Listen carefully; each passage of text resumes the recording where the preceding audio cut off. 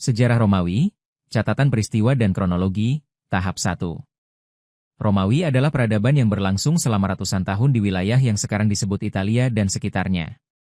Peradaban ini dimulai dari sebuah desa kecil dan berkembang menjadi kekuatan besar yang menguasai wilayah luas di sekitar Laut Mediterania. Berikut adalah rangkuman peristiwa-peristiwa awal yang membentuk sejarah Romawi, dengan fokus pada periode pendirian kota hingga masa awal Republik. Menurut cerita tradisional, kota Roma berdiri pada tahun 753 sebelum Masehi. Kota ini terletak di daerah Latium, dekat Sungai Tiber, yang mengalir melalui wilayah yang subur. Penduduk awal Roma adalah orang-orang Latin, bagian dari kelompok suku Italik yang tinggal di Italia Tengah. Mereka hidup dalam komunitas kecil, yang masing-masing dipimpin oleh seorang kepala suku. Desa-desa ini terdiri dari gubuk-gubuk sederhana yang terbuat dari kayu, lumpur, dan jerami. Penduduknya menghabiskan waktu untuk bertani, menanam gandum dan zaitun, serta memelihara ternak seperti domba dan sapi. Tidak ada catatan tertulis dari masa ini, sehingga pengetahuan tentang periode awal Roma berasal dari cerita lisan yang kemudian ditulis oleh sejarawan seperti Livy dan Dionysius dari Halicarnassus. Cerita-cerita ini seringkali bercampur dengan legenda, sehingga sulit untuk memisahkan fakta dari mitos. Legenda yang paling terkenal adalah tentang Romulus dan Remus, dua bersaudara yang dikatakan mendirikan Roma.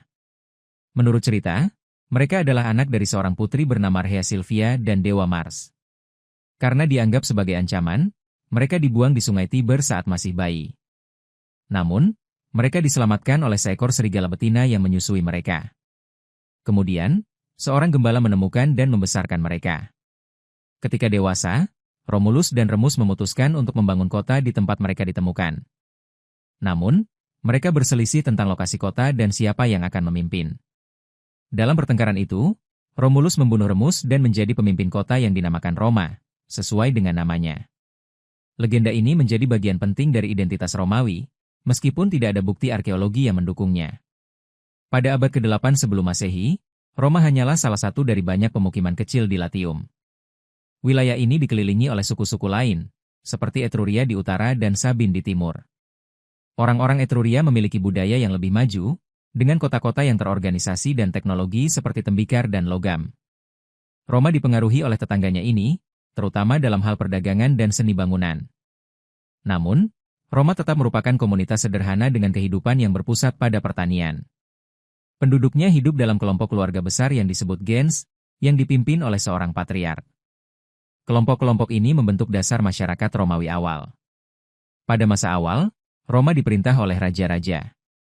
Menurut tradisi, ada 7 raja yang memimpin kota ini secara berurutan. Raja pertama adalah Romulus, yang memerintah dari tahun 753 sebelum Masehi hingga sekitar tahun 716 sebelum Masehi.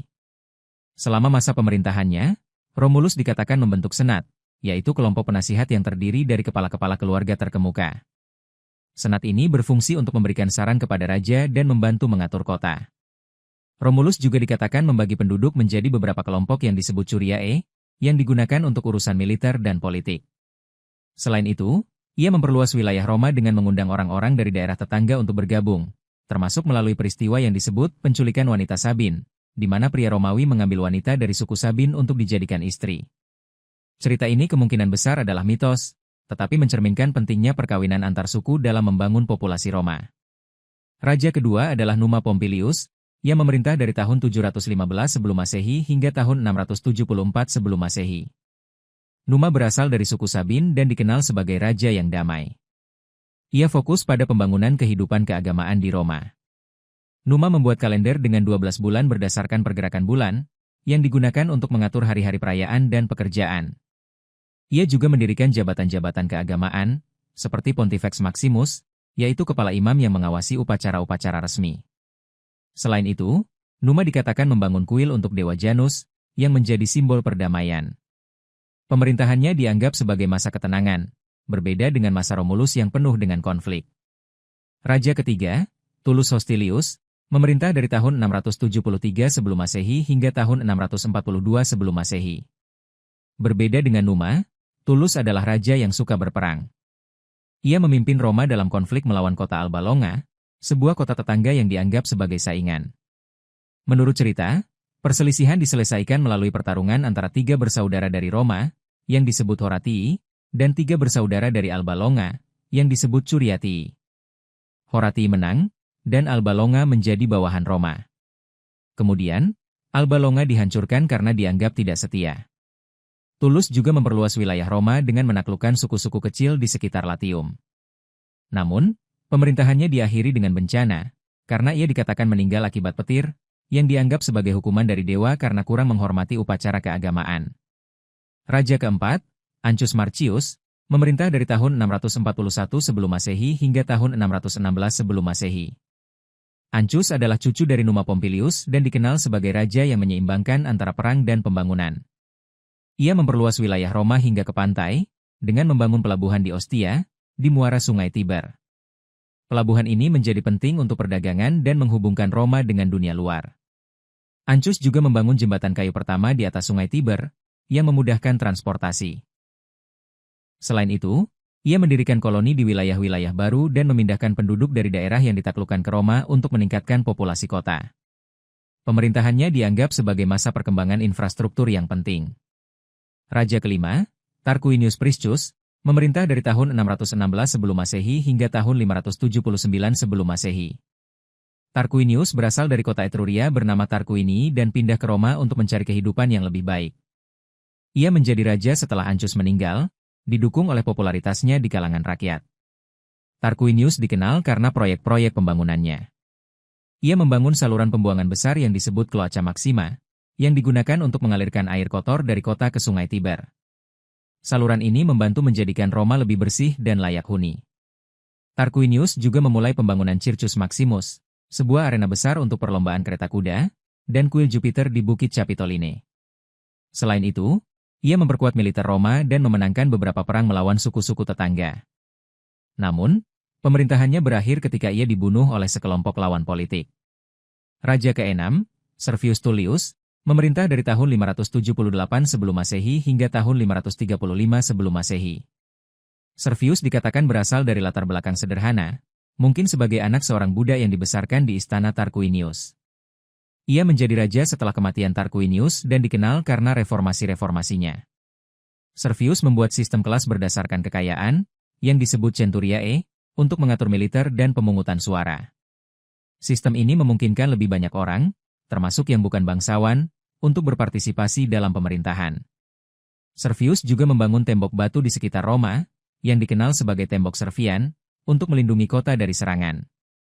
Selain itu, ia memperluas wilayah Roma dengan mengalahkan beberapa suku tetangga. Namun, pemerintahannya berakhir tragis ketika ia dibunuh oleh putrinya sendiri, Tullia, dan menantunya, Tarquinius Superbus. Raja ketujuh, Tarquinius Superbus, memerintah dari tahun 534 sebelum Masehi hingga tahun 509 sebelum Masehi. Ia merebut kekuasaan melalui kekerasan dan memerintah dengan keras. Tarquinius menyelesaikan pembangunan kuil Jupiter di Bukit Capitoline, yang menjadi pusat keagamaan Roma.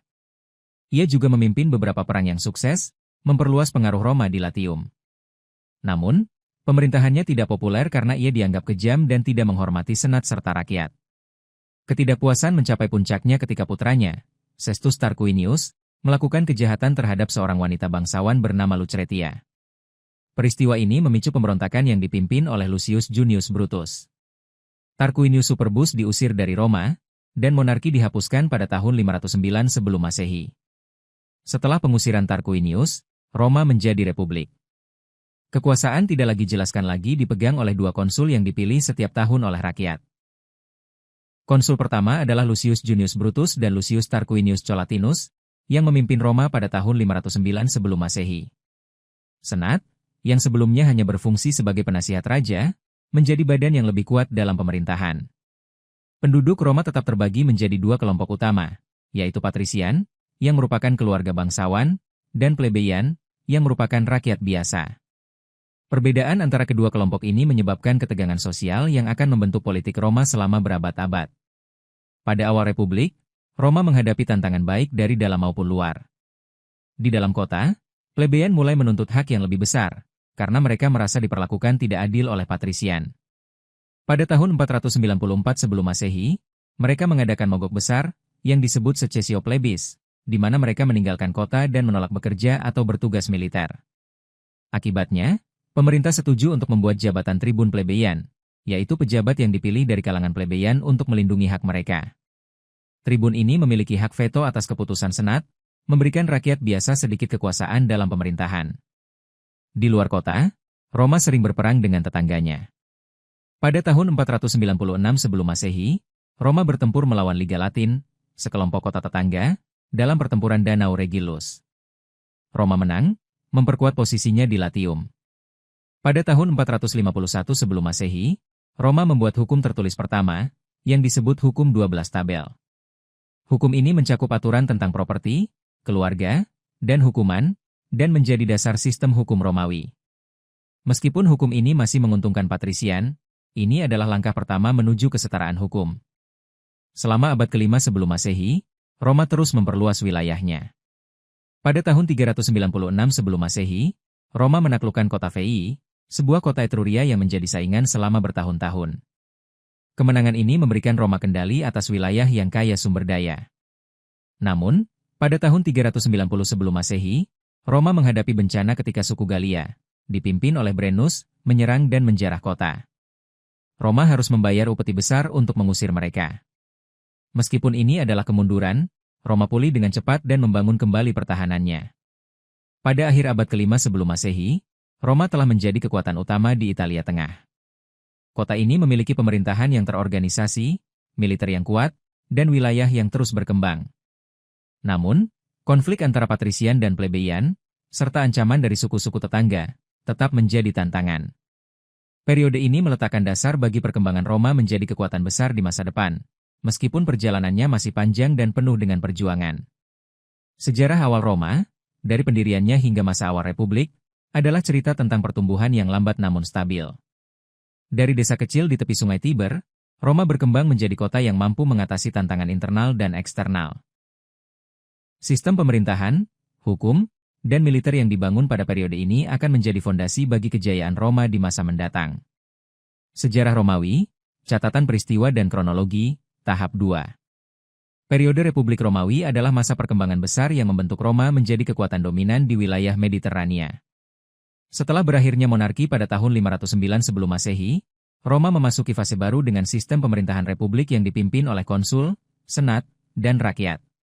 Tahap ini mencakup peristiwa-peristiwa penting dari abad keempat sebelum Masehi hingga akhir republik pada tahun 27 sebelum Masehi, dengan fokus pada ekspansi wilayah, konflik internal, dan perang besar yang mengubah Roma. Pada awal abad keempat sebelum Masehi, Roma telah pulih dari serangan suku Galia pada tahun 390 sebelum Masehi. Kota ini mulai memperkuat posisinya di Italia Tengah. Roma membangun tembok pertahanan yang lebih kokoh dan mereorganisasi militernya untuk menghadapi ancaman dari suku-suku tetangga. Salah satu konflik terbesar pada periode ini adalah Perang Samnite, yang berlangsung dalam 3 tahap antara tahun 343 sebelum Masehi dan 290 sebelum Masehi. Suku Samnium adalah kelompok yang tinggal di pegunungan Italia Tengah dan Selatan. Mereka sering bentrok dengan Roma karena bersaing untuk menguasai wilayah yang subur. Perang Samnite pertama, dari tahun 343 sebelum Masehi hingga 341 sebelum Masehi, dimulai ketika Roma membantu kota Capua melawan serangan Samnium. Roma memenangkan beberapa pertempuran dan berhasil memperluas pengaruhnya di Campania. Perang Samnite kedua, dari tahun 326 sebelum Masehi hingga 304 sebelum Masehi, jauh lebih sulit. Pada tahun 321 sebelum Masehi, pasukan Romawi mengalami kekalahan memalukan di lembah Caudine, di mana mereka terjebak dan dipaksa menyerah. Namun, Roma tidak menyerah. Mereka mereformasi taktik militer, memperkenalkan formasi legiun yang lebih fleksibel, dan akhirnya memenangkan perang ini. Perang Samnite ketiga, dari tahun 298 sebelum Masehi hingga 290 sebelum Masehi, mengakhiri perlawanan Samnium. Roma menguasai sebagian besar Italia Tengah dan Selatan, menjadikan banyak suku sebagai sekutu atau bawahan. Selama periode ini, Roma juga menghadapi tantangan dari kota-kota Yunani di Italia Selatan, yang dikenal sebagai Magna Graecia. Pada tahun 280 sebelum Masehi, kota Tarentum meminta bantuan Pirhus, Raja Epirus, untuk melawan Roma. Pirhus membawa pasukan besar, termasuk gajah perang, yang belum pernah dilihat oleh Romawi. Ia memenangkan beberapa pertempuran, seperti di Heraclea pada tahun 280 sebelum Masehi dan Asculum pada tahun 279 sebelum Masehi. Namun, kemenangan ini sangat mahal, dengan banyak korban di pihaknya, sehingga istilah kemenangan Pirhik diciptakan. Pada tahun 275 sebelum Masehi, Roma mengalahkan Pirhus di Beneventum, dan ia meninggalkan Italia. Kemenangan ini memungkinkan Roma menguasai kota-kota Yunani di Italia Selatan, menyelesaikan penyatuan semenanjung Italia di bawah kendalinya. Pada abad ketiga sebelum Masehi, Roma mulai bersaing dengan kekuatan di luar Italia. Kartago, sebuah kota di Afrika Utara, adalah saingan utama. Kartago menguasai perdagangan di Mediterania Barat, termasuk Pulau Sisilia, Sardinia, dan Korsika. Konflik antara Roma dan Kartago dikenal sebagai Perang Punisia. Perang Punisia pertama berlangsung dari tahun 264 sebelum Masehi hingga 241 sebelum Masehi. Perang ini dimulai karena perselisihan atas kota Messana di Sisilia. Roma, yang awalnya tidak memiliki angkatan laut yang kuat, membangun kapal-kapal perang dengan cepat dan memperkenalkan alat yang disebut corvus, yaitu jembatan yang memungkinkan pasukan menyerang kapal musuh. Meskipun menghadapi kekalahan di beberapa pertempuran, Roma akhirnya memenangkan perang ini. Kartago menyerahkan Sisilia kepada Roma, dan Roma juga mengambil Sardinia serta Korsika. Setelah Perang Punisia pertama, Roma mulai mengembangkan sistem provinsi untuk mengelola wilayah-wilayah baru. Sisilia menjadi provinsi pertama Roma, dikelola oleh seorang gubernur yang ditunjuk oleh Senat. Penduduk provinsi membayar pajak kepada Roma, yang digunakan untuk membiayai militer dan pembangunan kota. Sistem ini menjadi model untuk ekspansi Roma di masa depan. Perang Punisia kedua, dari tahun 218 sebelum Masehi hingga 201 sebelum Masehi, adalah salah satu konflik terbesar dalam sejarah Roma. Perang ini dipimpin oleh Jenderal Kartago bernama Hannibal Barca, yang dianggap sebagai salah satu komandan militer terbaik dalam sejarah. Hannibal memulai perang dengan menyerang kota Saguntum di Spanyol, yang merupakan sekutu Roma. Ia kemudian memimpin pasukan besar, termasuk Gajah Perang, melintasi pegunungan Alpen untuk menyerang Italia. Perjalanan ini sangat sulit, dan banyak pasukannya mati karena cuaca dingin dan serangan suku-suku lokal. Namun, Hannibal berhasil mencapai Italia dan memenangkan beberapa pertempuran besar. Pada tahun 216 sebelum Masehi, Hannibal mengalahkan pasukan Roma dalam pertempuran Cannae. Dalam pertempuran ini, ia menggunakan taktik pengepungan ganda untuk mengelilingi dan menghancurkan pasukan Romawi yang jauh lebih besar. Sekitar 50.000 tentara Romawi tewas, menjadikan ini salah satu kekalahan terburuk dalam sejarah Roma. Namun, Hannibal tidak menyerang kota Roma langsung, karena ia kekurangan pasukan dan peralatan untuk mengepung kota. Roma memanfaatkan waktu ini untuk mengumpulkan pasukan baru dan mengubah strategi. Mereka menghindari pertempuran langsung dengan Hannibal dan fokus melemahkan pasukannya melalui serangan kecil. Sementara itu, Roma mengirim pasukan ke Spanyol untuk melawan wilayah Kartago di sana. Pada tahun 206 sebelum Masehi, Jenderal Romawi Scipio Africanus mengalahkan pasukan Kartago di Spanyol. Scipio kemudian menyerang Afrika Utara, memaksa Hannibal kembali ke Kartago untuk mempertahankan kotanya. Pada tahun 202 sebelum Masehi, Scipio mengalahkan Hannibal dalam pertempuran Zama. Kemenangan ini mengakhiri Perang Punisia kedua. Kartago menyerah, kehilangan sebagian besar wilayahnya, dan harus membayar upeti besar kepada Roma. Roma kini menjadi kekuatan utama di Mediterania Barat. Pada abad kedua sebelum Masehi, Roma mulai memperluas wilayah ke timur. Roma terlibat dalam Perang Makedonia, melawan kerajaan Makedonia yang pernah dipimpin oleh Alexander Agung. Perang Makedonia pertama, dari tahun 214 sebelum Masehi hingga 205 sebelum Masehi, berakhir tanpa pemenang yang jelas. Namun, Perang Makedonia kedua, dari tahun 200 sebelum Masehi hingga 197 sebelum Masehi, dimenangkan oleh Roma di pertempuran Chinos Cephalae. Makedonia menjadi bawahan Roma. Perang Makedonia ketiga, dari tahun 171 sebelum Masehi hingga 168 sebelum Masehi, berakhir dengan kemenangan Roma di Pydna, yang menghancurkan kekuatan militer Makedonia. Roma membagi wilayah Makedonia menjadi beberapa wilayah kecil yang dikuasai oleh gubernur Romawi. Roma juga bersaing dengan kerajaan Seleukid di Timur Tengah. Pada tahun 190 sebelum Masehi, Roma mengalahkan Raja Seleukid Antiochus III di pertempuran Magnesia. Kemenangan ini memberikan Roma pengaruh atas wilayah Asia Kecil, yang sekarang adalah bagian dari Turki. Pada tahun 146 sebelum Masehi, Roma menghancurkan kota Korintus di Yunani setelah pemberontakan melawan kekuasaan Romawi. Pada tahun yang sama, Roma memenangkan Perang Punisia ketiga, dari tahun 149 sebelum Masehi hingga 146 sebelum Masehi, dengan menghancurkan kota Kartago sepenuhnya. Wilayah Kartago menjadi provinsi Roma yang disebut Afrika. Dengan kemenangan ini, Roma menguasai sebagian besar wilayah Mediterania. Meskipun sukses di luar negeri, Roma menghadapi masalah di dalam negeri. Pertumbuhan wilayah menyebabkan kesenjangan sosial yang besar. Banyak petani kecil kehilangan tanah mereka karena perang yang panjang dan persaingan dengan perkebunan besar yang dimiliki oleh bangsawan. Petani yang kehilangan tanah pindah ke kota Roma, menciptakan kelompok miskin yang besar. Pada tahun 133 sebelum Masehi, Tiberius Gracchus, seorang tribun plebeyan, mengusulkan reformasi tanah untuk membagi tanah milik negara kepada petani miskin. Usul ini ditentang oleh Senat, yang didominasi oleh bangsawan. Tiberius akhirnya dibunuh oleh sekelompok senator, bersama dengan ratusan pendukungnya. Ini adalah pertama kalinya kekerasan politik besar terjadi di Roma. 10 tahun kemudian, adik Tiberius, Gaius Gracchus, melanjutkan reformasi. Dari tahun 123 sebelum Masehi hingga 121 sebelum Masehi, Gaius mengusulkan undang-undang untuk memberikan tanah, menstabilkan harga gandum, dan memperluas hak kewarganegaraan. Namun, ia juga menghadapi penolakan dari Senat. Pada tahun 121 sebelum Masehi, Gaius dan pendukungnya dibunuh dalam konflik bersenjata. Kematian bersaudara Gracchus menunjukkan bahwa Republik Roma mulai terpecah karena konflik antara kelas sosial. Pada akhir abad kedua sebelum Masehi, Roma menghadapi ancaman dari suku-suku barbar di utara. Suku Cimbri dan Teuton menyerang wilayah Romawi di Galia pada tahun 105 sebelum Masehi, mengalahkan pasukan Roma di Arausio. Untuk menghadapi ancaman ini, Roma mengandalkan jenderal bernama Gaius Marius. Marius mereformasi militer dengan merekrut orang-orang miskin, yang sebelumnya tidak diizinkan bergabung dengan legiun. Ia juga memperkenalkan pelatihan yang lebih baik dan peralatan standar. Pada tahun 102 sebelum Masehi dan 101 sebelum Masehi, Marius mengalahkan suku-suku ini di Aquae Sextiae dan Vercellae, menyelamatkan Roma dari invasi. Marius menjadi konsul beberapa kali, dari tahun 107 sebelum Masehi hingga 86 sebelum Masehi, yang tidak biasa karena konsul biasanya hanya menjabat sekali. Kekuasaannya menimbulkan ketegangan dengan jenderal lain, Lucius Cornelius Sulla.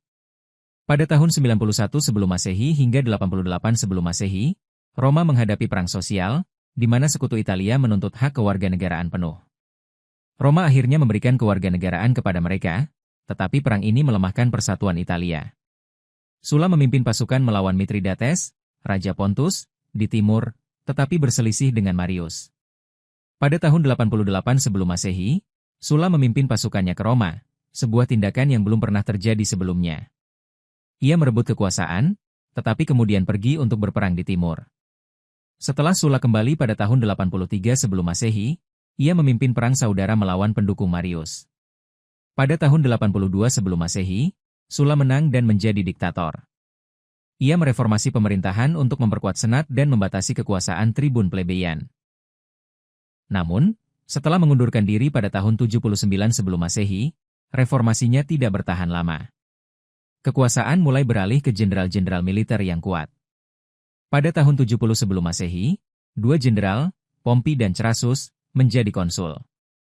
Pompey memimpin perang melawan bajak laut di Mediterania dan Mithridates di timur, memperluas wilayah Roma hingga ke Syria dan Palestina. Crassus dikenal karena kekayaannya dan memimpin pasukan melawan pemberontakan Buddha yang dipimpin oleh Spartacus dari tahun 73 sebelum Masehi hingga 71 sebelum Masehi. Pemberontakan ini dihancurkan, dan ribuan Buddha disalib. Pada pertengahan abad pertama sebelum Masehi, Julius Caesar muncul sebagai tokoh penting. Dari tahun 58 sebelum Masehi hingga 50 sebelum Masehi, ia menaklukkan Galia, wilayah yang sekarang adalah Prancis dan Belgia.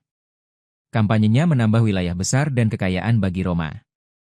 Namun, kesuksesannya membuat Senat khawatir. Pada tahun 49 sebelum Masehi, Caesar menyeberangi sungai Rubicon dengan pasukannya, memicu perang saudara melawan Pompey, yang didukung oleh Senat. Caesar mengalahkan Pompey di Pharsalus pada tahun 48 sebelum Masehi. Pompey melarikan diri ke Mesir, tetapi dibunuh di sana. Caesar kemudian menjalin hubungan dengan Cleopatra, Ratu Mesir, dan memenangkan perang melawan pendukung Pompey lainnya. Pada tahun 44 sebelum Masehi, Caesar menjadi diktator seumur hidup, sebuah langkah yang membuat banyak senator marah. Pada tanggal 15 Maret 44 sebelum Masehi, ia dibunuh oleh sekelompok senator, termasuk Brutus dan Cassius, yang khawatir ia ingin menjadi raja. Kematian Caesar memicu kekacauan baru. Pada tahun 43 sebelum Masehi, Octavianus, keponakan dan ahli waris Caesar, bersama dengan Marcus Antonius dan Lepidus, membentuk triumvirat kedua untuk mengendalikan Roma. Mereka mengalahkan Brutus dan Cassius di Filipi pada tahun 42 sebelum Masehi. Namun, Octavianus dan Antonius segera bersaing. Antonius menjalin hubungan dengan Cleopatra dan memerintah wilayah timur kekaisaran. Octavianus, yang berbasis di Roma, memperkuat posisinya di barat. Pada tahun 31 sebelum Masehi, Octavianus mengalahkan Antonius dan Cleopatra dalam pertempuran Actium. Antonius dan Cleopatra bunuh diri pada tahun 30 sebelum Masehi, dan Mesir menjadi provinsi Roma. Pada tahun 27 sebelum Masehi, Octavianus menerima gelar Augustus dari Senat, menandai akhir Republik dan awal Kekaisaran Romawi. Periode Republik adalah masa ekspansi besar, tetapi juga penuh dengan konflik internal. Roma berhasil menguasai Italia, Mediterania Barat, dan sebagian timur, tetapi ketegangan sosial dan ambisi jenderal-jenderal militer melemahkan sistem Republik. Ketika Augustus mengambil alih, Roma siap memasuki fase baru sebagai kekaisaran yang terpusat di bawah satu pemimpin. Sejarah Romawi, catatan peristiwa dan kronologi, tahap 3. Masa Kekaisaran Romawi dimulai pada tahun 27 sebelum Masehi ketika Octavianus menerima gelar Augustus dan menjadi kaisar pertama. Periode ini berlangsung hingga akhir Kekaisaran Romawi Barat pada tahun 476 Masehi. Tahap ini mencakup pemerintahan kaisar-kaisar awal, masa kejayaan yang dikenal sebagai Pax Romana, dan tantangan yang mulai melemahkan kekaisaran pada abad ketiga Masehi. Fokusnya adalah pada administrasi, ekspansi, dan perubahan sosial yang membentuk Roma sebagai kekuatan dunia. Augustus memerintah dari tahun 27 sebelum Masehi hingga tahun 14 Masehi. Ia mengubah Roma dari republik yang penuh konflik menjadi kekaisaran yang terorganisasi. Augustus mempertahankan tampilan republik dengan membiarkan senat tetap ada, tetapi kekuasaan sebenarnya berada di tangannya. Ia mereformasi militer dengan membentuk pasukan tetap yang disebut legiun, yang ditempatkan di perbatasan untuk melindungi wilayah kekaisaran. Ia juga menciptakan Garda Praetorian, pasukan elit yang bertugas menjaga kaisar di Roma. Augustus memperbaiki sistem pajak, membangun jalan-jalan yang menghubungkan provinsi-provinsi, dan mendirikan layanan pos untuk komunikasi yang lebih cepat. Di Roma, ia membangun monumen seperti Forum Augustus dan Kuil Apollo, yang menunjukkan kekayaan dan keagungan kota. Wilayah kekaisaran diperluas di bawah Augustus. Ia menaklukkan Mesir setelah mengalahkan Antonius dan Cleopatra, menjadikan Mesir sebagai sumber utama gandum untuk Roma. Wilayah di Spanyol dan Galia juga diperkuat, dan Roma memperluas kendali hingga ke Sungai Danube di Eropa Tengah. Namun, ekspansi ke Jerman gagal setelah kekalahan besar di hutan Teutoburg pada tahun 9 Masehi, di mana 3 legiun Romawi dihancurkan oleh suku-suku Jerman di bawah pimpinan Arminius. Setelah itu, Augustus memutuskan untuk mempertahankan perbatasan di Sungai Rhein. Pemerintahannya membawa stabilitas yang dikenal sebagai Pax Romana, yaitu periode damai relatif yang berlangsung selama sekitar 2 abad. Setelah Augustus meninggal pada tahun 14 Masehi, kekuasaan beralih ke Tiberius, yang memerintah hingga tahun 37 Masehi. Tiberius adalah anak tiri Augustus dan dikenal sebagai pemimpin yang cakap tetapi kurang populer. Ia mempertahankan kebijakan Augustus, fokus pada stabilitas perbatasan dan keuangan kekaisaran. Namun, pemerintahannya diwarnai oleh konflik dengan senat dan tuduhan pengkhianatan yang menyebabkan banyak bangsawan dihukum. Tiberius menghabiskan tahun-tahun terakhirnya di Pulau Capri, meninggalkan banyak urusan kepada kepala Garda Praetorian, Sejanus, yang akhirnya dieksekusi karena berkomplot. Penerus Tiberius adalah Caligula, yang memerintah dari tahun 37 Masehi hingga 41 Masehi. Caligula, yang bernama asli Gaius Julius Caesar, awalnya disukai rakyat karena menghapus beberapa kebijakan keras Tiberius. Namun, ia segera dianggap tidak stabil. Ia menghabiskan banyak uang untuk proyek-proyek mewah, seperti membangun kapal-kapal besar untuk hiburan, dan mengklaim dirinya sebagai dewa. Tindakannya memicu kemarahan Senat dan Garda Praetorian, yang akhirnya membunuhnya pada tahun 41 Masehi. Claudius menjadi kaisar berikutnya, memerintah dari tahun 41 Masehi hingga 54 Masehi. Claudius dianggap lemah oleh banyak orang karena cacat fisiknya, tetapi ia terbukti sebagai administrator yang efektif. Ia memperluas kekaisaran dengan menaklukkan Britania pada tahun 43 Masehi, menjadikannya provinsi Romawi. Claudius juga membangun pelabuhan baru di Ostia untuk meningkatkan pasokan makanan ke Roma dan memperbaiki sistem hukum untuk provinsi-provinsi. Namun, kehidupan pribadinya penuh masalah, terutama karena pernikahannya dengan Agrippina, yang diduga meracuni Claudius untuk memastikan putranya, Nero, menjadi kaisar. Nero memerintah dari tahun 54 Masehi hingga 68 Masehi. Pada awal pemerintahannya, ia dipandu oleh senat dan penasihat seperti filsuf Seneca. Namun, Nero lebih tertarik pada seni dan hiburan daripada pemerintahan. Ia sering tampil sebagai penyanyi dan aktor, yang dianggap memalukan oleh bangsawan Romawi. Pada tahun 64 Masehi, kebakaran besar menghancurkan sebagian besar Roma.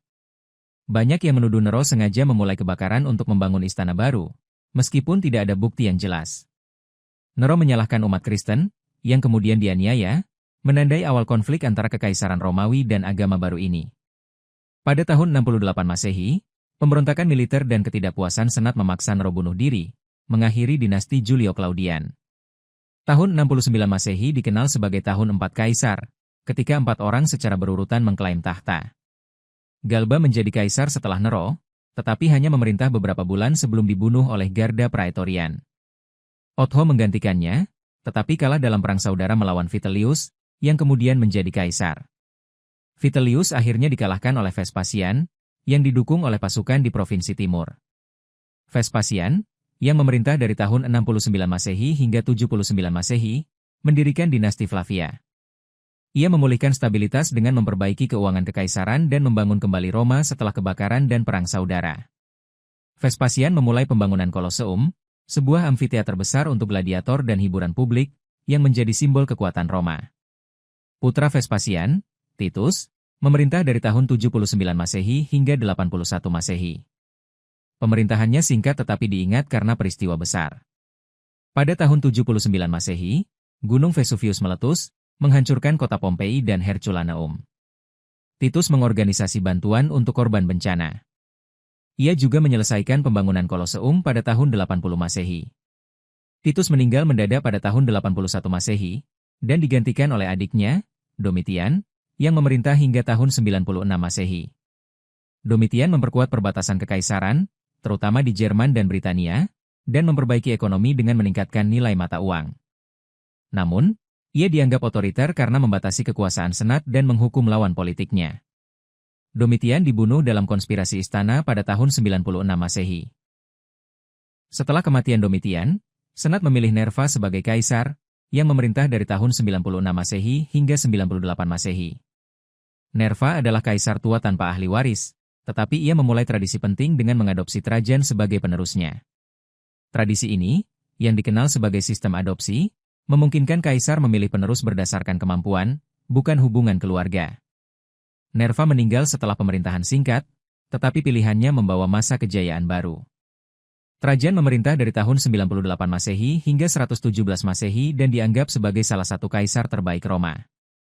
Ia memperluas kekaisaran hingga mencapai wilayah terluas dengan menaklukkan Dacia, wilayah yang sekarang adalah Rumania, pada tahun 106 Masehi. Kemenangan ini membawa kekayaan besar dari tambang emas Dacia. Trajan juga menaklukkan sebagian kerajaan Parthia di timur, termasuk Mesopotamia, meskipun wilayah ini sulit dipertahankan. Di Roma, Trajan membangun Forum Trajan, Pasar Besar, dan Kolom Trajan, yang menggambarkan kemenangannya di Dacia. Ia juga memperluas program bantuan untuk orang miskin dan anak-anak yatim. Pemerintahannya adalah puncak Pax Romana, dengan ekonomi yang kuat dan administrasi yang efisien. Hadrian, penerus Trajan, memerintah dari tahun 117 Masehi hingga 138 Masehi. Berbeda dengan Trajan, Hadrian fokus pada konsolidasi daripada ekspansi. Ia menarik pasukan dari Mesopotamia dan memperkuat perbatasan kekaisaran. Di Britania, ia membangun Tembok Hadrian, sebuah benteng panjang untuk melindungi provinsi dari suku-suku di utara. Hadrian sering bepergian ke provinsi-provinsi untuk memeriksa administrasi dan militer. Ia juga menyukai budaya Yunani, membangun banyak monumen seperti Pantheon di Roma, sebuah kuil dengan kubah besar yang masih berdiri hingga kini. Hadrian memilih Antoninus Pius sebagai penerusnya, memastikan transisi yang damai.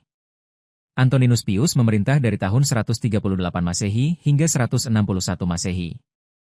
Pemerintahannya adalah salah satu yang paling damai dalam sejarah Roma. Tidak ada perang besar, dan ekonomi tetap stabil. Antoninus fokus pada administrasi provinsi dan pembangunan infrastruktur, seperti jalan dan saluran air. Ia juga memperpanjang tembok Antoninus di Britania untuk memperkuat pertahanan. Antoninus dikenal sebagai kaisar yang sederhana dan dihormati oleh rakyat serta senat. Ia mengadopsi Marcus Aurelius sebagai penerusnya, melanjutkan tradisi adopsi. Marcus Aurelius memerintah dari tahun 161 Masehi hingga 180 Masehi. Ia dikenal sebagai kaisar filsuf karena menulis buku Meditations, yang berisi pemikiran tentang stoicisme. Namun, pemerintahannya penuh tantangan. Kekaisaran diserang oleh suku-suku Jerman di perbatasan Danube, yang dikenal sebagai Perang Marcomannik. Marcus menghabiskan banyak waktu memimpin pasukan untuk mempertahankan wilayah. Selain itu, wabah penyakit, mungkin cacar, melanda kekaisaran, membunuh jutaan orang dan melemahkan ekonomi. Meskipun menghadapi kesulitan, Marcus berhasil menjaga stabilitas. Namun, ia membuat keputusan kontroversial dengan menunjuk putranya, Commodus, sebagai penerus, mengakhiri tradisi adopsi. Commodus memerintah dari tahun 180 Masehi hingga 192 Masehi. Pemerintahannya menandai akhir Pax Romana. Commodus lebih tertarik pada gladiator dan hiburan daripada pemerintahan. Ia sering tampil sebagai gladiator di Kolosseum, yang dianggap memalukan oleh Senat. Ekonomi melemah, dan korupsi meningkat. Commodus dibunuh pada tahun 192 Masehi oleh sekelompok konspirator, memicu periode kekacauan. Dinasti Severan dimulai dengan Septimius Severus, yang memerintah dari tahun 193 Masehi hingga 211 Masehi. Severus merebut kekuasaan setelah perang saudara melawan saingannya. Ia memperkuat militer dan meningkatkan gaji tentara, tetapi ini membebani keuangan kekaisaran. Severus memimpin kampanye sukses di Parthia dan Britania, memperluas perbatasan sementara. Ia meninggal di York pada tahun 211 Masehi, dan kekuasaan beralih ke putranya, Caracalla. Caracalla memerintah dari tahun 211 Masehi hingga 217 Masehi. Pada tahun 212 Masehi, ia mengeluarkan Edik Antoninus, yang memberikan kewarganegaraan Romawi kepada semua penduduk bebas di kekaisaran. Kebijakan ini bertujuan untuk meningkatkan pajak, tetapi juga mengubah identitas kekaisaran menjadi lebih inklusif. Caracalla dikenal karena kekejamannya, termasuk membunuh saudaranya, Geta, untuk mengamankan kekuasaan. Ia dibunuh oleh seorang prajurit pada tahun 217 Masehi. Penerus Severan, seperti Elagabalus, yang memerintah dari tahun 218 Masehi hingga 222 Masehi, dan Severus Alexander, dari tahun 222 Masehi hingga 235 Masehi, menghadapi masalah besar. Elagabalus dianggap eksentrik karena mempromosikan agama asing dan mengabaikan tradisi Romawi. Ia dibunuh oleh Garda Praetorian. Severus Alexander berusaha memulihkan stabilitas, tetapi dihadapkan dengan serangan dari kerajaan Sasanid di timur dan suku-suku Jerman di utara. Ia dibunuh oleh pasukannya sendiri pada tahun 235 Masehi, mengakhiri dinasti Severan. Setelah Severus Alexander, kekaisaran memasuki periode yang disebut krisis abad ketiga, dari tahun 235 Masehi hingga 284 Masehi. Selama periode ini, Roma menghadapi banyak masalah. Kaisar-kaisar diganti dengan cepat, seringkali melalui pembunuhan atau kudeta militer. Lebih dari 20 kaisar memerintah dalam waktu kurang dari 50 tahun. Kekaisaran diserang oleh suku-suku barbar, seperti Goth dan Frank, yang menyerbu perbatasan. Kerajaan Sasani di Persia juga mengancam wilayah timur. Ekonomi melemah karena inflasi, perdagangan menurun, dan pajak meningkat. Beberapa wilayah, seperti Gallia dan Palmyra, memisahkan diri untuk membentuk kekaisaran sementara. Meskipun menghadapi krisis, beberapa kaisar berusaha memulihkan kekaisaran. Kaisar Aurelian, yang memerintah dari tahun 270 Masehi hingga 275 Masehi, berhasil menyatukan kembali kekaisaran dengan menaklukkan kerajaan Gallia dan Palmyra. Ia juga membangun tembok Aurelian di Roma untuk memperkuat pertahanan kota. Namun, Aurelian dibunuh oleh pasukannya sendiri. Krisis berlanjut hingga Diocletian naik tahta pada tahun 284 Masehi. Masa kekaisaran Romawi dari Augustus hingga akhir abad ketiga Masehi adalah periode perubahan besar. Roma mencapai puncak kejayaannya selama Pax Romana, dengan wilayah yang luas, ekonomi yang kuat, dan budaya yang kaya. Namun, tantangan seperti perang, wabah, dan konflik internal mulai melemahkan kekaisaran. Ketika Diocletian mengambil alih, Roma membutuhkan reformasi besar untuk bertahan dari ancaman yang semakin meningkat. Sejarah Romawi, catatan peristiwa dan kronologi, tahap 4. Periode akhir Kekaisaran Romawi, yang dimulai dengan reformasi Diocletian pada tahun 284 Masehi dan berakhir dengan jatuhnya Kekaisaran Romawi Barat pada tahun 476 Masehi, adalah masa perubahan besar, tantangan berat, dan transformasi yang signifikan. Tahap ini mencakup reformasi administrasi, munculnya agama Kristen sebagai kekuatan utama, pembagian kekaisaran menjadi dua bagian, dan akhirnya keruntuhan wilayah barat. Fokusnya adalah pada upaya mempertahankan kekaisaran di tengah ancaman internal dan eksternal, serta pergeseran budaya yang membentuk dunia pasca Romawi. Diocletian menjadi kaisar pada tahun 284 Masehi, mengambil alih kekaisaran yang melemah akibat krisis abad ketiga. Selama 50 tahun sebelumnya, Roma menghadapi invasi barbar, perang saudara, dan ekonomi yang hancur karena inflasi. Diocletian memulai reformasi besar untuk menstabilkan kekaisaran. Ia memperkenalkan sistem tetrarki, membagi kekaisaran menjadi 4 wilayah yang masing-masing dipimpin oleh seorang kaisar atau wakil kaisar. Diocletian memerintah bagian timur sebagai Augustus, dengan Galerius sebagai sesarnya, sementara Maximian memerintah bagian barat sebagai Augustus, dengan Constantius Chlorus sebagai sesarnya. Sistem ini bertujuan untuk mempermudah administrasi dan pertahanan wilayah yang luas. Diocletian juga mereformasi militer dengan memperkecil ukuran legiun agar lebih fleksibel dan meningkatkan jumlah pasukan di perbatasan. Ia membangun benteng-benteng baru untuk menghadapi serangan dari suku-suku seperti Goth dan Sassanid. Untuk ekonomi, ia mencoba mengendalikan inflasi dengan menetapkan harga maksimum untuk barang dan jasa melalui edik harga pada tahun 301 Masehi, meskipun kebijakan ini tidak berhasil karena penolakan pasar. Diocletian juga memperbesar birokrasi, menciptakan lebih banyak pejabat untuk mengelola provinsi-provinsi yang kini dibagi menjadi wilayah lebih kecil. Pajak dinaikkan untuk membiayai militer dan administrasi, yang membebani penduduk. Salah satu kebijakan kontroversial Diocletian adalah penganiayaan terhadap umat Kristen. Pada tahun 303 Masehi, ia mengeluarkan serangkaian edik yang memerintahkan penghancuran gereja, penyitaan kitab suci, dan paksaan untuk memuja dewa-dewa Romawi. Penganiayaan ini, yang dikenal sebagai penganiayaan besar, bertujuan untuk mempersatukan kekaisaran di bawah agama tradisional, tetapi malah memicu perlawanan dari komunitas Kristen yang semakin besar. Penganiayaan berbeda-beda intensitasnya di berbagai wilayah, lebih keras di timur di bawah Diocletian dan Galerius, tetapi lebih ringan di barat di bawah Constantius. Pada tahun 305 Masehi, Diocletian melakukan langkah-langkah dengan mengundurkan diri sebagai kaisar karena sakit, memaksa Maximian juga mundur. Galerius dan Constantius menjadi Augustus, dengan Maximinus Daia dan Severus sebagai Caesar. Namun, sistem tetrarki segera goyah. Ketika Constantius meninggal pada tahun 306 Masehi di Britania, pasukannya mengangkat putranya, Konstantin, sebagai Augustus, mengabaikan Severus.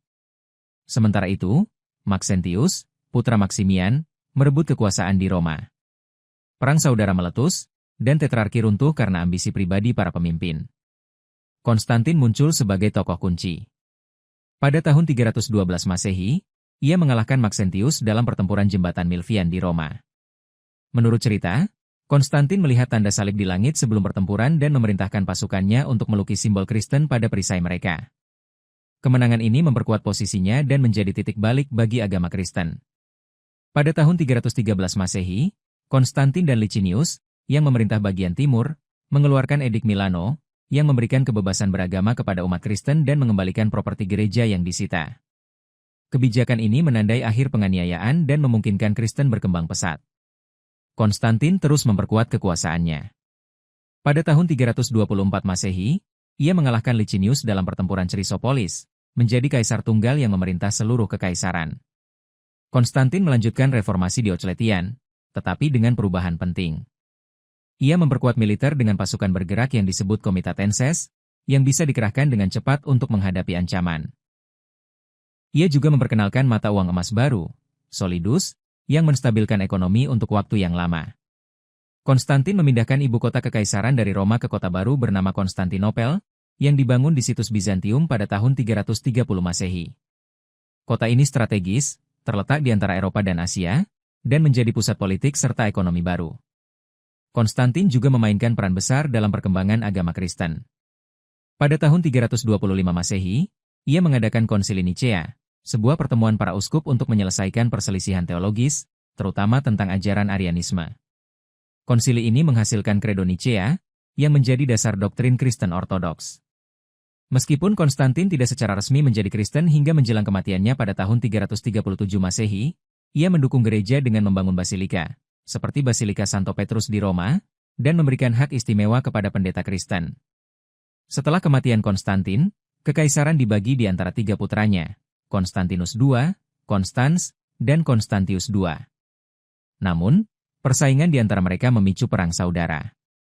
Konstantinus II meninggal pada tahun 340 Masehi saat menyerang Konstans, dan Konstans sendiri dibunuh pada tahun 350 Masehi oleh seorang jenderal bernama Magnentius. Konstantius II akhirnya menjadi kaisar tunggal setelah mengalahkan Magnentius pada tahun 353 Masehi. Konstantius menghadapi tantangan dari kerajaan Sassanid di timur, yang menyerang wilayah Mesopotamia. Ia juga terlibat dalam konflik agama, mendukung Arianisme, yang memicu ketegangan dengan umat Kristen Ortodoks. Pada tahun 361 Masehi, Julian, sepupu Konstantius, menjadi kaisar. Julian dikenal sebagai Julian si Murtad karena ia menolak agama Kristen dan berusaha memulihkan agama pagan Romawi. Ia meluncurkan reformasi untuk mengurangi pengaruh gereja Kristen dan membangun kembali kuil-kuil pagan. Namun, pemerintahannya singkat. Pada tahun 363 Masehi, Julian tewas dalam pertempuran melawan Sassanid di Persia, dan rencananya untuk menghidupkan kembali paganisme gagal. Kaisar berikutnya, Jovian, memerintah hanya beberapa bulan dan mengembalikan dukungan kepada agama Kristen sebelum meninggal pada tahun 364 Masehi. Kekaisaran kemudian dibagi lagi antara Valentinian I, yang memerintah barat dari tahun 364 Masehi hingga 375 Masehi, dan Valens, yang memerintah timur hingga tahun 378 Masehi. Valentinian memperkuat perbatasan di Rhein dan Danube, menghadapi suku-suku seperti Alemanni. Valens menghadapi ancaman dari suku Goth, yang melarikan diri dari serangan suku Hun dan meminta suaka di wilayah Romawi. Pada tahun 378 Masehi, Valens kalah dalam pertempuran Adrianople melawan Goth Visigoth. Kekalahan ini adalah salah satu bencana militer terbesar Roma, dengan 2/3 pasukan timur hancur. Peristiwa ini menunjukkan bahwa kekaisaran semakin sulit mempertahankan perbatasannya. Theodosius I menjadi kaisar pada tahun 379 Masehi dan memerintah hingga tahun 395 Masehi. Ia adalah kaisar terakhir yang memerintah seluruh kekaisaran secara kesatuan. Theodosius menstabilkan situasi di timur dengan membuat perjanjian damai dengan Visigoth, mengizinkan mereka tinggal di wilayah Romawi sebagai sekutu militer. Pada tahun 380 Masehi, ia mengeluarkan Edik Tesalonika, yang menetapkan Kristen Nicea sebagai agama resmi kekaisaran, melarang Arianisme dan paganisme. Pada tahun 391 Masehi, ia memperketat larangan terhadap praktik pagan, seperti pengorbanan di kuil, menandai kemenangan akhir Kristen atas agama tradisional Romawi. Setelah mengalahkan pemberontak di barat, termasuk Eugenius pada tahun 394 Masehi, Theodosius meninggal pada tahun 395 Masehi. Kekaisaran dibagi secara permanen antara dua putranya. Arcadius memerintah Kekaisaran Romawi Timur dari Konstantinopel, dan Honorius memerintah Kekaisaran Romawi Barat dari Ravenna. Pembagian ini mencerminkan perbedaan budaya dan administratif yang semakin besar antara Timur, yang lebih kaya dan berbahasa Yunani, dan Barat, yang lebih miskin dan berbahasa Latin. Kekaisaran Romawi Barat menghadapi tekanan besar pada abad ke-5 Masehi. Suku-suku barbar, seperti Visigoth, Vandal, dan Frank, semakin sering menyerang wilayah Romawi. Pada tahun 401 Masehi, Visigoth di bawah Alaric menyerbu Italia, dan pada tahun 410 Masehi, mereka menjarah Roma, sebuah peristiwa yang mengejutkan dunia Romawi karena kota ini dianggap tak tersentuh selama berabad-abad. Honorius, yang lemah sebagai kaisar, gagal menghentikan serangan ini. Pada tahun 406 Masehi, kelompok besar suku barbar, termasuk Vandal dan Suebi, menyeberangi sungai Rhein yang membeku, menyerbu Galia dan Spanyol. Sementara itu, Kekaisaran Romawi Timur lebih stabil karena kekayaannya dan pertahanan Konstantinopel yang kuat. Namun, Timur juga menghadapi ancaman dari suku Hun di bawah Attila, yang menyerang wilayah Balkan pada tahun 440-an Masehi. Setelah menerima upeti besar, Attila beralih ke barat, menyerang Galia pada tahun 451 Masehi. Pasukan Romawi di bawah Jenderal Aetius, bekerja sama dengan Visigoth, mengalahkan Attila dalam pertempuran Chalons. Attila kemudian menyerbu Italia, tetapi meninggal pada tahun 453 Masehi, dan kekuatan Hun runtuh. Kekaisaran Romawi Barat terus melemah. Pada tahun 455 Masehi, suku Vandal di bawah Gaiseric menjarah Roma, merusak kota lebih lanjut. Kaisar-kaisar Barat semakin bergantung pada jenderal barbar, seperti Ricimer, yang sering memegang kekuasaan sebenarnya. Provinsi-provinsi seperti Galia, Spanyol, dan Afrika Utara jatuh ke tangan suku-suku barbar atau menjadi kerajaan independen. Pada tahun 476 Masehi, Jenderal Barbar Odoacer memaksa Kaisar terakhir Romawi Barat, Romulus Augustulus, untuk turun tahta. Odoacer mengambil alih Italia dan menyatakan dirinya sebagai raja, menandai akhir Kekaisaran Romawi Barat. Kekaisaran Romawi Timur, yang kemudian dikenal sebagai Kekaisaran Bizantium, tetap bertahan. Kaisar Zeno, yang memerintah pada tahun 476 Masehi, secara nominal mengakui Odoacer sebagai wakilnya di Barat, tetapi tidak ada upaya nyata untuk memulihkan Kekaisaran Barat. Kekaisaran Timur melanjutkan tradisi Romawi dalam hukum, administrasi, dan budaya, sambil beradaptasi dengan pengaruh Yunani dan Kristen. Periode ini adalah masa transisi besar. Reformasi Diocletian dan Konstantin menunda keruntuhan kekaisaran, tetapi tekanan dari invasi barbar, ekonomi yang melemah, dan perubahan sosial terlalu besar untuk diatasi di Barat. Munculnya Kristen mengubah identitas kekaisaran, menggantikan agama pagan dengan doktrin baru yang memengaruhi hukum dan budaya. Ketika Kekaisaran Romawi Barat jatuh, warisannya tetap hidup melalui Kekaisaran Bizantium, Gereja Kristen, dan hukum Romawi yang memengaruhi Eropa selama berabad-abad. Sejarah Romawi, catatan peristiwa dan kronologi, tahap 5. Setelah jatuhnya Kekaisaran Romawi Barat pada tahun 476 Masehi, Kekaisaran Romawi Timur, yang kemudian dikenal sebagai Kekaisaran Bizantium, melanjutkan warisan Romawi. Tahap ini mencakup perkembangan Kekaisaran Bizantium dari akhir abad ke-5 Masehi hingga kejatuhannya pada tahun 1453 Masehi, dengan fokus pada pemerintahan kaisar-kaisar penting, perang, reformasi hukum, budaya, dan pengaruh agama Kristen.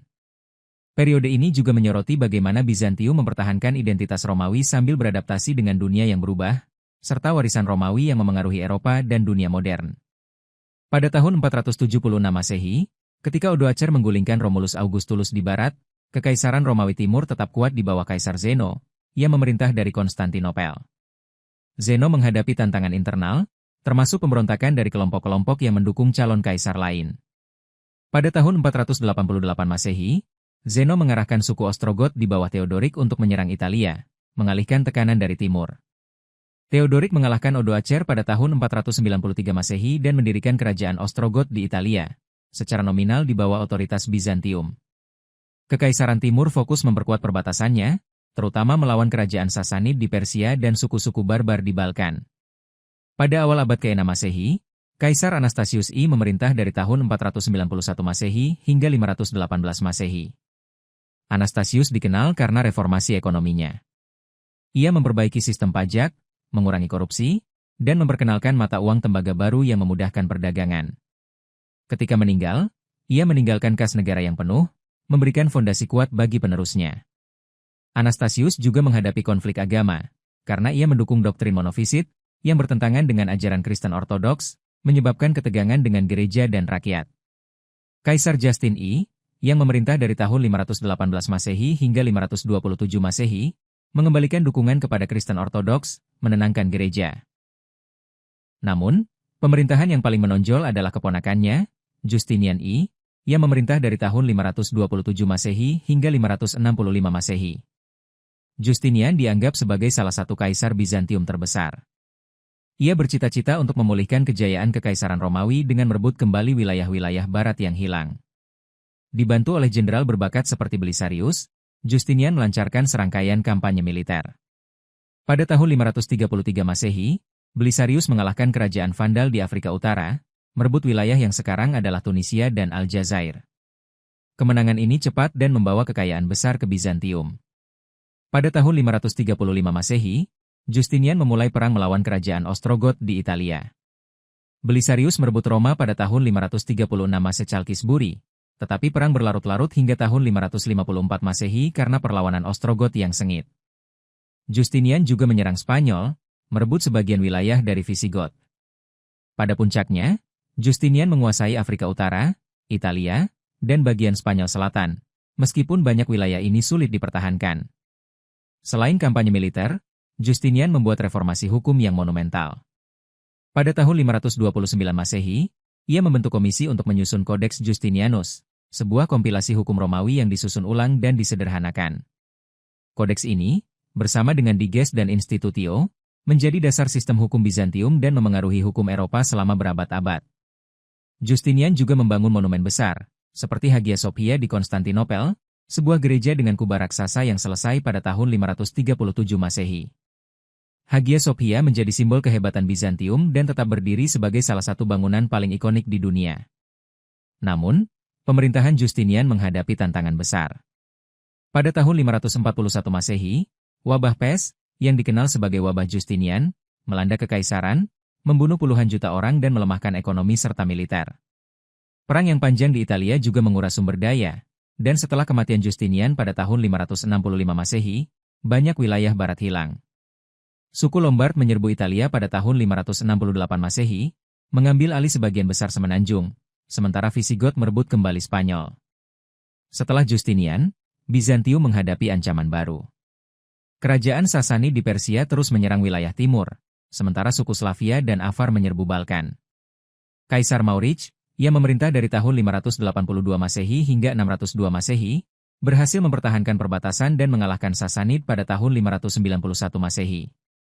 Namun, ia digulingkan dalam pemberontakan militer, dan penerusnya, Phocas, memerintah dengan kekacauan hingga dibunuh pada tahun 610 Masehi.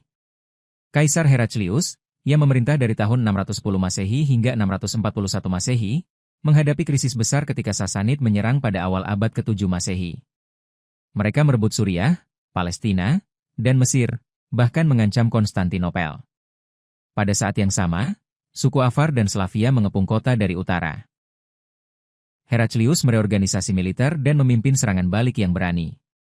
Pada tahun 627 Masehi, ia mengalahkan Sasanid dalam pertempuran Nineveh, memaksa mereka menyerahkan wilayah yang direbut. Kemenangan ini memulihkan perbatasan timur, tetapi kekaisaran melemah karena perang yang panjang. Kelemahan ini dimanfaatkan oleh kekuatan baru, Islam.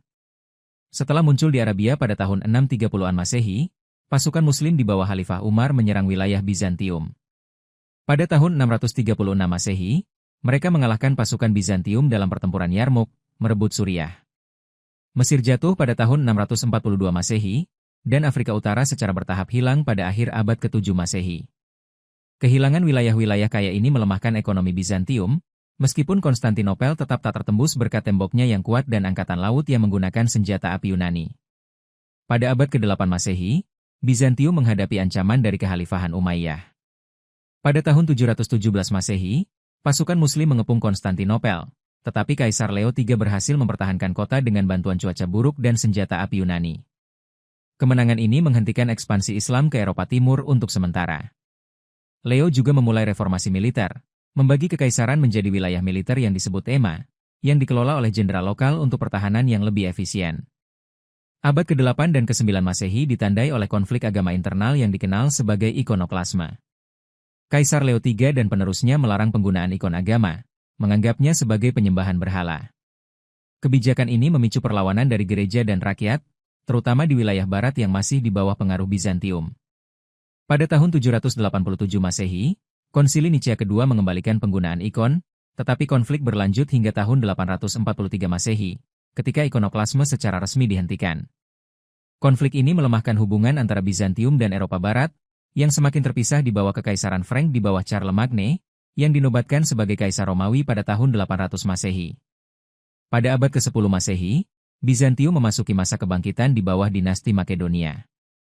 Kaisar Basil I, yang memerintah dari tahun 867 Masehi hingga 886 Masehi, memperkuat angkatan laut dan merebut kembali wilayah di Italia Selatan. Penerusnya, Leo VI dan Konstantin VII, memajukan budaya dengan menyusun teks-teks militer dan hukum. Kaisar Romanos I Lecapenus dan Nicephorus II Phocas memimpin kampanye sukses melawan Muslim, merebut Kreta, Siprus, dan Suria Utara pada pertengahan abad ke-10 Masehi. Basil II, yang memerintah dari tahun 976 Masehi hingga 1025 Masehi, adalah puncak kejayaan dinasti ini.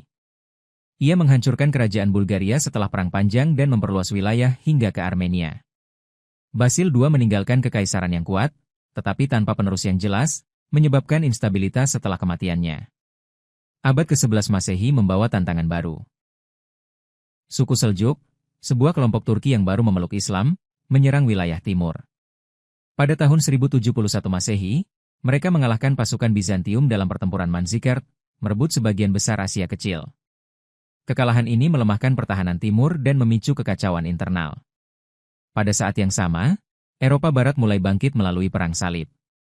Perang Salib pertama, yang dimulai pada tahun 1095 Masehi, membantu Bizantium dengan merebut kembali beberapa wilayah dari Seljuk, tetapi hubungan dengan tentara salib sering tegang karena perbedaan agama dan politik. Pada abad ke-12 Masehi, dinasti Komnenos membawa stabilitas sementara. Kaisar Alexios I Komnenos, yang memerintah dari tahun 1081 Masehi hingga 1118 Masehi, mereformasi militer dan keuangan, serta meminta bantuan dari Eropa Barat untuk melawan Seljuk. Putranya, John II, dan cucunya, Manuel I, mempertahankan kekaisaran melawan Seljuk, Muslim di Suriah, dan kerajaan-kerajaan Eropa Barat. Namun, biaya perang yang tinggi dan ketegangan dengan tentara salib melemahkan kekaisaran. Pada tahun 1176 Masehi, Manuel I kalah dalam pertempuran Myriokephalon melawan Seljuk, menghentikan upaya untuk merebut kembali Asia Kecil. Abad ke-13 Masehi adalah titik balik tragis. Pada tahun 1204 Masehi, tentara perang salib keempat, yang awalnya bertujuan menyerang Yerusalem, malah menjarah Konstantinopel. Kota ini dihancurkan, dan kekaisaran Bizantium pecah menjadi beberapa negara kecil. Tentara salib mendirikan kekaisaran Latin di Konstantinopel, sementara Bizantium bertahan di wilayah seperti Nicaea dan Trebizond. Pada tahun 1261 Masehi, Kaisar Michael VIII Palaiologos dari Nicaea merebut kembali Konstantinopel, memulihkan kekaisaran, tetapi dalam keadaan yang jauh lebih lemah. Pada abad ke-14 Masehi, Bizantium terus menyusut. Suku Osman, yang kemudian menjadi Kekaisaran Ottoman, muncul sebagai ancaman baru. Mereka merebut wilayah di Asia Kecil dan Balkan. Perang saudara internal dan kurangnya bantuan dari Eropa Barat memperburuk situasi. Pada tahun 1340-an Masehi, wabah Black Death melanda, membunuh sebagian besar penduduk dan menghancurkan ekonomi. Konstantinopel menjadi semakin terisolasi, bergantung pada perdagangan dengan Genoa dan Venesia untuk bertahan. Pada abad ke-15 Masehi, Kekaisaran Bizantium hanya terdiri dari Konstantinopel dan beberapa wilayah kecil. Kaisar-kaisar terakhir, seperti John VIII dan Konstantinus XI, berusaha meminta bantuan dari Eropa Barat, tetapi Gereja Katolik dan Ortodoks gagal menyatukan visi. Pada tahun 1453 Masehi, Sultan Ottoman Mehmed II mengepung Konstantinopel dengan pasukan besar dan meriam canggih. Setelah 2 bulan, pada tanggal 29 Mei 1453 Masehi, kota itu jatuh. Konstantinus XI tewas dalam pertempuran, dan Kekaisaran Bizantium berakhir. Ottoman menjadikan Konstantinopel sebagai ibu kota baru mereka, mengganti nama menjadi Istanbul. Warisan Romawi melalui Bizantium sangat besar. Hukum Romawi, yang disempurnakan oleh Justinian, memengaruhi sistem hukum Eropa. Gereja Ortodoks, yang berpusat di Konstantinopel, menyebarkan agama Kristen ke Rusia dan Eropa Timur. Arsitektur Hagia Sophia menginspirasi bangunan di dunia Islam dan Kristen. Ketika cendekiawan Bizantium melarikan diri ke Eropa Barat setelah tahun 1453 Masehi, mereka membawa teks-teks Yunani dan Romawi kuno, memicu Renaissance. Meskipun Kekaisaran Romawi berakhir, pengaruhnya terus membentuk dunia modern melalui hukum, agama, dan budaya.